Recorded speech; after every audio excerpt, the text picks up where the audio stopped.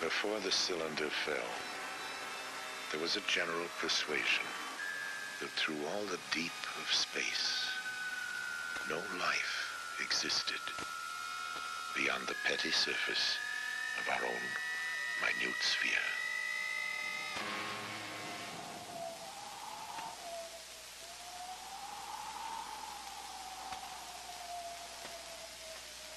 We know now that in the early years of the 20th century, this world was being watched closely by intelligences greater than man's. Across an immense ethereal gulf, minds that are to our minds as our minds are to the beasts in the jungle. Intellects, vast, cool, and unsympathetic, regarded this earth with envious eyes,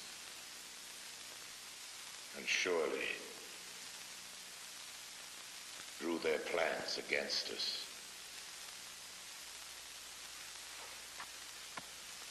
Hello, I'm Orson Welles, and I've been quoting from another Wells, no relation, H.G. Wells, the distinguished novelist, historian, prophet, who was also the great master of science fiction.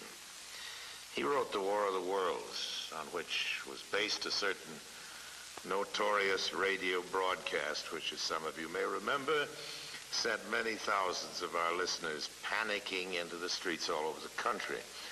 H.G. denounced me for doing it, but later when he realized that our broadcast, like his story, was not intended to cause riots, but just to entertain, we got to be good friends.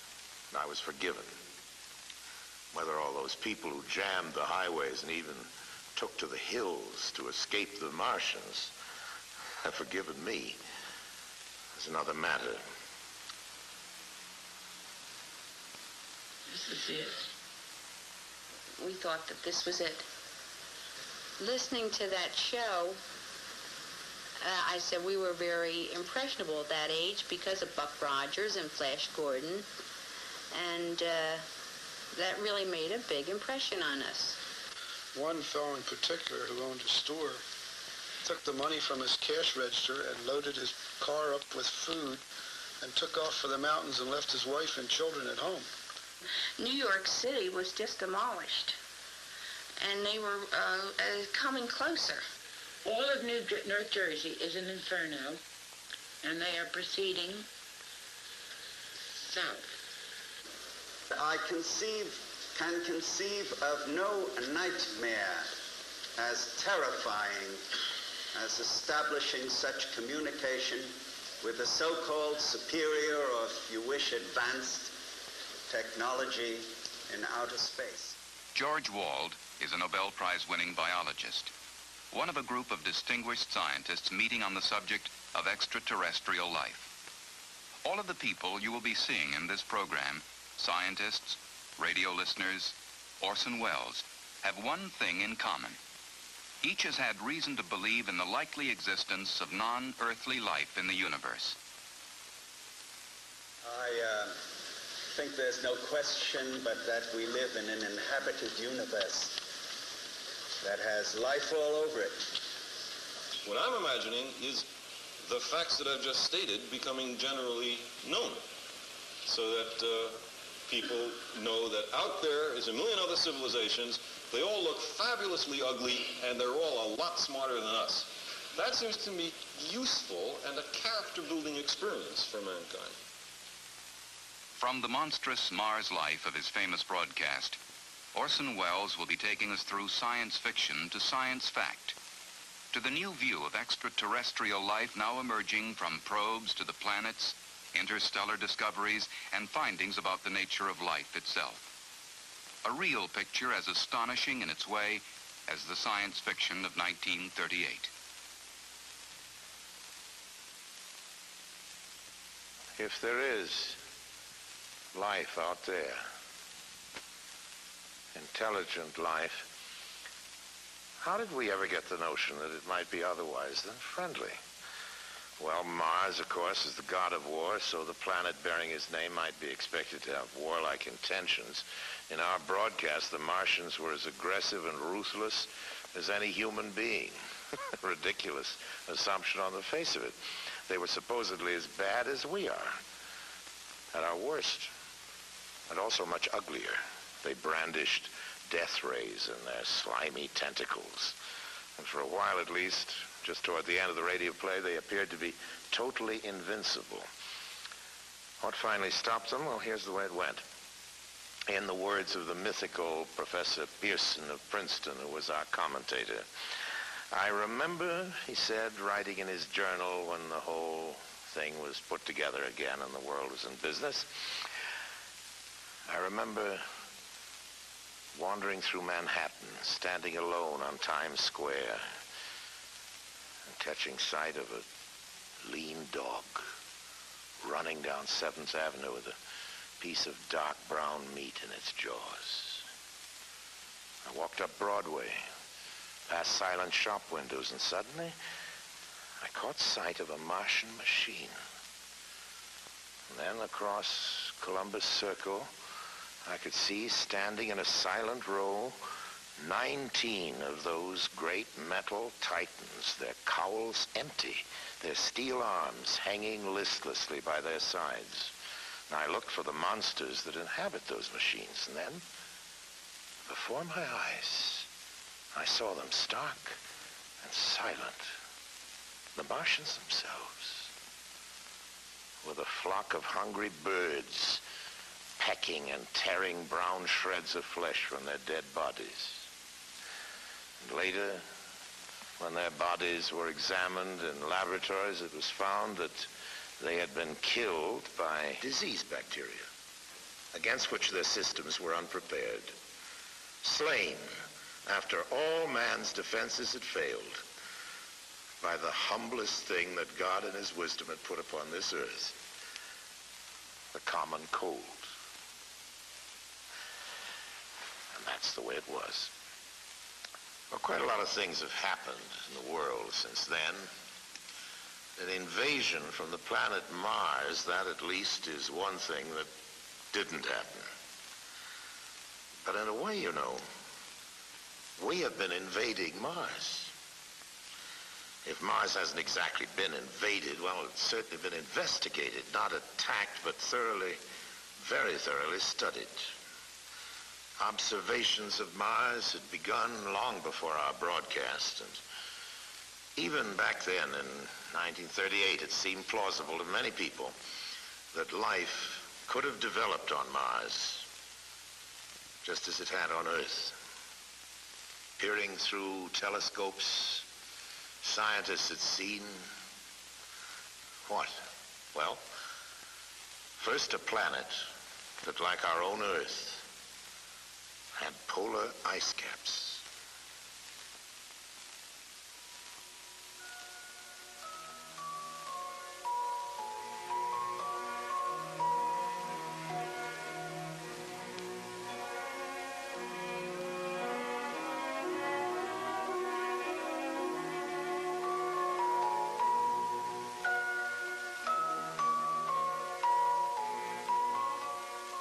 They were fascinated to see that the ice caps grew and receded with each year. Large areas changed color with the seasons. Did that mean vegetation? Straight lines were sighted on the planet's surface. Some called them canals.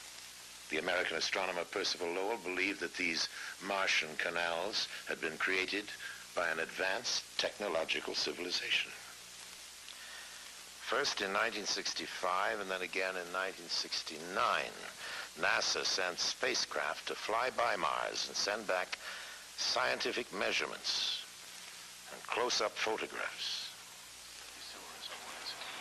This is picture 21, a red picture, wide-angle picture, fantastic picture. That's beautiful. That's beautiful. Look at those little craters. This is a narrow-angle camera view. The Mariner missions were great achievements for the scientists. But the pictures of Mars showed a world of total desolation. Was Mars less like the Earth then and more like the Moon?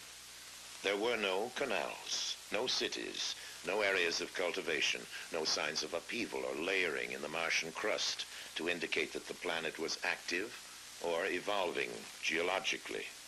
The pictures revealed no volcanoes to spew out gases that could enrich the atmosphere. And water, so essential to life, seemed to be present only in traces. The atmosphere was so thin as to make the possibility of life seem even more remote. For the fans of science fiction, not very exciting. But for scientists, the whole excitement is finding out the facts. That's the whole name of the game. Now, these first flybys had revealed only some of the facts.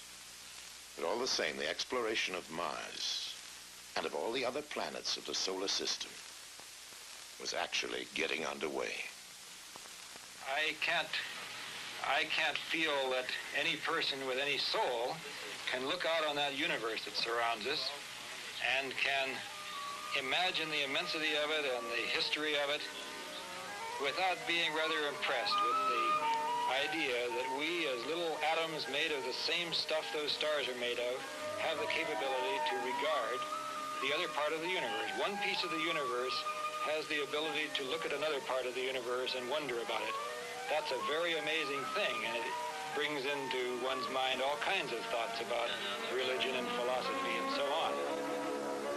But don't ask me about life on Mars, okay? In the fictional Martian story, in the War of the Worlds, it was understood that the Martians were fighting for their own survival. Their planet was growing so cold and inhospitable that they might perish if they remained. While real life confined to such a planet would fight for survival by trying to change itself, by evolving. Every living thing on Earth has evolved from the lowly, the invisibly small microbe. Given nourishment, the microbe will grow colonies so vast that they rapidly become visible to the eye. Here on our planet, microbes have adapted to survive the most hostile conditions. Arid deserts, the frozen Himalayas, in trenches under thousands of tons of pressure in the ocean deeps. Biologists at Ames Laboratory are discovering adaptive capabilities in life forms that a few years ago would have been regarded as fantastic. Within the cooling systems of atomic reactors, organisms have been discovered flourishing, where radiation could be expected to destroy any living thing. In hospitals that use ultraviolet for sterilization, strains have been found resistant to the killing radiation. Biologists are growing organisms in salt solutions, in acids, in alkalines, in ammonia gas, in boiling hot springs, in ice that is thawed for part of every day. In the vacuum of a space simulator, life forms have been flourishing for years without oxygen.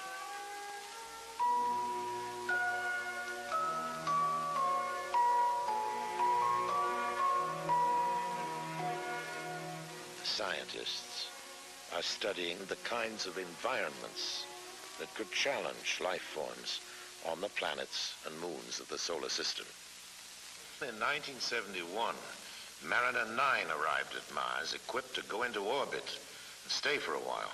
A good thing, too, because when it arrived, Mars' surface was obscured by a global dust storm. As the storm abated, a whole new Mars began to make its appearance.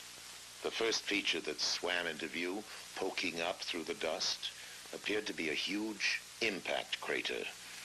But it stood miles above the Martian lowlands on the peak of an immense mountain, Nix Olympica. And as the dust settled further, the stunning truth emerged that the mountain on Mars was indeed a gigantic volcano. So, geologically, Mars was not a dead planet after all. Vast stretch marks on the planet showed that Mars' surface is shifting and changing on a colossal scale. Mars is beginning to look, geologically at least, more like the Earth and less like the Moon.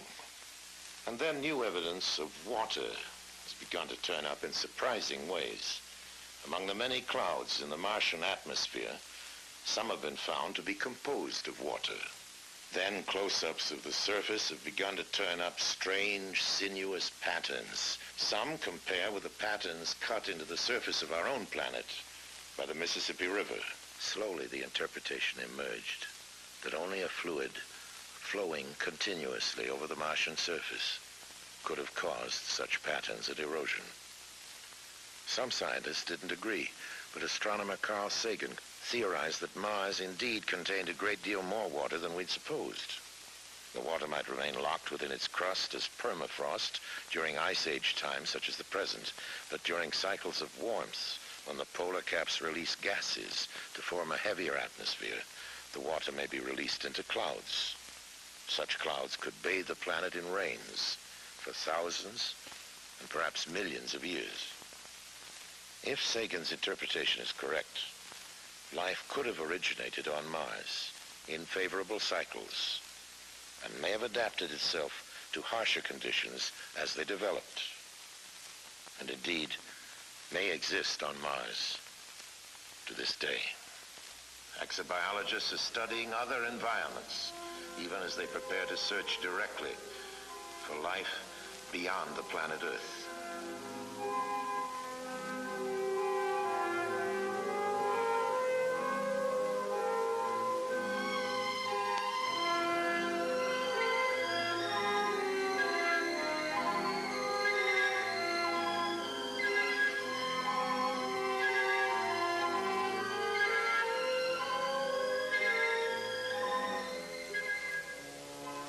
Flying by Jupiter, Pioneer 10 confirmed estimates that within its atmosphere are combinations of gases similar to those in which life originated on Earth. While a second Pioneer is being aimed to curve past Jupiter and fly by Saturn, Earth-based measurements show that a moon of Saturn, nearly the size of the planet Mercury, contains an atmosphere, water, and surprising warmth.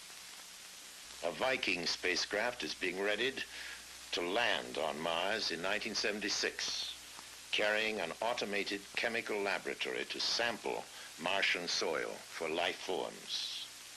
The discovery of just one bacteria on Mars, or any other body of the solar system, would indicate that the whole chain of evolutions, cosmic, chemical, and biological, is at work everywhere. In that case, the creation of life anywhere in the universe would be more the rule than the exception. In that case, there may be other intelligent civilizations capable of communicating with us. In the impact on ourselves of contact with another intelligent civilization, how it might come about and what the effects might be, is now being discussed by serious thinkers the world over. This symposium at Boston University includes astronomer Carl Sagan, anthropologist Ashley Montague. Krista Stendhal is Dean of the Harvard School of Divinity. Professor Berenson teaches a course entitled Search for Life in the Universe. Professor Philip Morrison of MIT co-authored the first seriously reasoned paper on possible modes of communication with extraterrestrial life. George Wald won the Nobel Prize in 1971 for his work in physiology. It is now okay to talk about life elsewhere or intelligent life elsewhere, whereas a decade or two ago it wasn't okay. It was considered too speculative to be worth any investment of time. That the number of stars in our galaxy alone is so staggeringly large, in the order of 10 to the 11 or more. The probability of stars having planetary systems is so high, we think perhaps half. The probability that those planetary systems might be comparable with our own, and that the stars have some kind of an ecosphere, a sphere in which the radiation is suitable for life, that it's not too hot, not too cold, meeting the other criteria, seems so reasonable. These bits of information have come from astronomy primarily. And then we join with the biochemists who tell us about the probable evolution of life here on Earth, the kinds of elements that are necessary for it, DNA molecules, amino acids and the like, amino acids which have now been found in meteorites, that we have now found interstellar molecules floating out in the space between stars, so that you know the materials for a carbon-based life exist. We know that many of the building blocks of life in our own solar system exist off of our planet. If you put these kinds of probabilities together, it begins to lead to the sorts of conclusions that we started with as an initial premise, and which apparently no one on the panel has disagreed. And that is that life must exist in the universe, and it must exist quite abundantly. The most optimistic estimates, in the view of many, about the number of civilizations that there might be in the galaxy is of the order of 1 million, which means that only one in a few 100,000 stars has such civilizations. That would mean a billion such places just in our own galaxy that might contain life. As I believe there's a society of these groups, not just one. There are probably very many. If there's only one, we have no hope of finding them. There are probably thousands, maybe as many as 1 million. They probably already have had a long history of this same experience of finding new ones and bringing them into the network. And I would imagine if an advanced civilization wanted to talk to us, they would say, oh, well, look, those guys must be extremely backwards. Go into some ancient museum and pull out one of those, what are they called, radio telescopes, and beam it at them. In 1970, a study of the feasibility for picking up interstellar communication was made in California by a number of radio scientists there, as well as astronomers and others. It's called Project Cyclops. The outcome of that study was that the United States had the technical capability of building a large radio array, which would be able to scan the heavens with fairly great resolution and power sensitivity out to a distance of many hundreds or possibly thousands of light years, with the very distinct possibility of picking up a signal if it were there. Our present technology is able to detect ourselves anywhere in this galaxy of about 250 billion stars. First, the people beaming the message will be incredibly alien. Even if their biochemistry resembles the biochemistry Professor Wald teaches, it will not be all that close, you know. It will have enzymes, but it will be, the LD situation will be quite different, and I don't know what chains of enzyme systems they will have at all. And we couldn't eat their food, very likely, even though they're the same biochemistry. Any more than we eat the food of a mushroom. It's very difficult to eat that.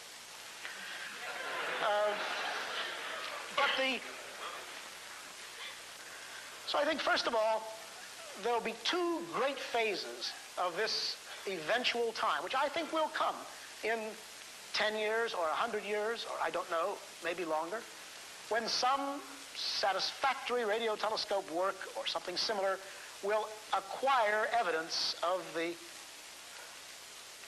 deliberate beaming of a message, protracted message, out into space. So I think that will be easy and, of course, extraordinarily important. You will know very little of what that message says, say that it exists, and maybe some general geographic information from how far away it's coming, from what kind of a star, where.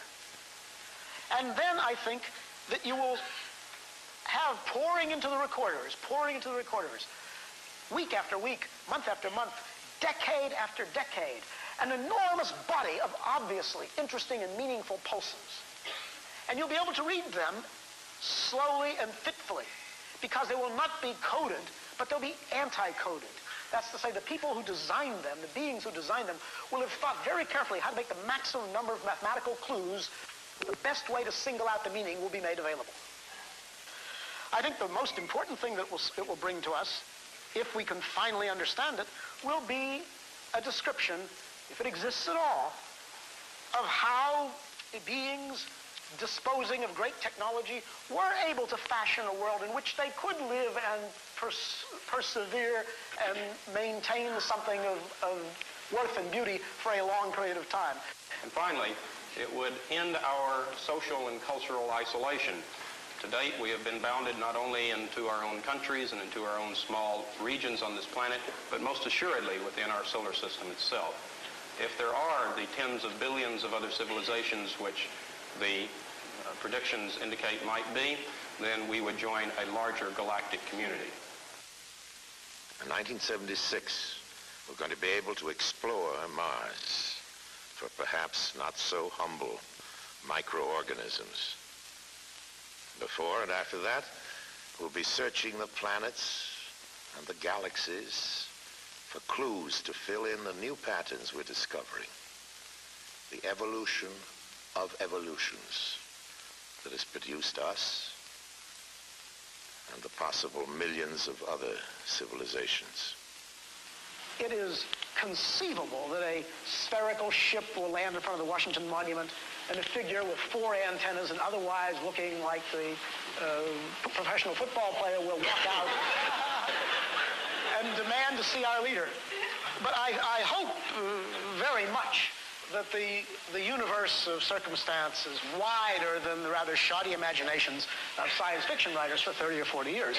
And I'm pretty convinced it is. We've not found their guidance so great in any but the most modest activities, like going to the moon, which is not very much. The difference between the spacecrafts of NASA and the lurid flying saucery of that old radio War of the Worlds is the difference between science and science fiction. And yes, between war and peace.